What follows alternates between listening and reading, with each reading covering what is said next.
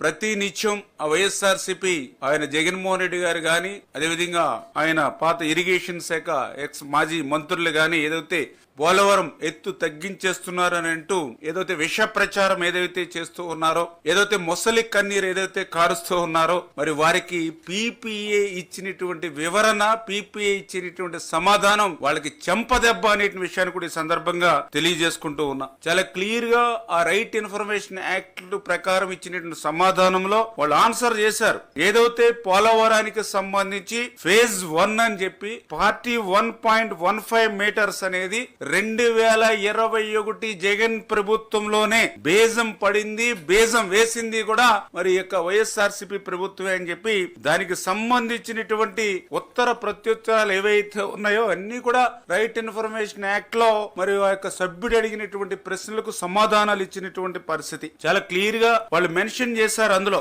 ఏదైతే పోలవరం ప్రాజెక్ట్ కి సంబంధించి 45.72 ఎత్తు కాకుండా 41.15 మీటర్స్ ఎత్తుకే నీళ్లు నిలబెట్టడం అనేటువంటి ప్రతిపాదన మరి ఏదైతే ఉందో మరి అది పంపించింది జగన్మోహన్ రెడ్డి ప్రభుత్వమే అని కుండ బద్దలు కొట్టినట్టుగా ఆ యొక్క ఆన్సర్ మరి పీపీఏ ఇచ్చినటువంటి పరిస్థితి చాలా క్లియర్ గా ఆ రోజు జగన్ ప్రభుత్వమే 41.15 మీటర్లకి ప్రధాన డ్యామ్ లో మరి ఎత్తుకు నీటి నిల్వ పరిమితం చేయడం అనేది నిర్ణయం, ప్రతిపాదన కూడా తీసుకున్నది కూడా జగన్ ప్రభుత్వమే అని చాలా క్లియర్ గా పీపీఏ ఆ యొక్క రైట్ ఇన్ఫర్మేషన్ యాక్ట్ లో సమాధానం చాలా క్లియర్ గా ఇవ్వడమే కాదు, దానికి సంబంధించినటువంటి ఏవైతే పేపర్ డాక్యుమెంట్స్ అంటే డిసెంబర్ 21, జనవరి 22, మే 23, జూన్ 23, జూలై 23, ఆగస్టు 23 నందు జరిగినటువంటి ఉత్తర ప్రత్యులు అంటే ఏదైతే గవర్నమెంట్ ఆఫ్ ఆంధ్రప్రదేశ్ ఆ రోజు జగన్మోహన్ రెడ్డి గారి ప్రభుత్వం నుండి ఆ రోజు పీపీఏ గాని సిడబ్ల్యూసీ గాని ఏదైతే ఫస్ట్ ఫేజ్ కింద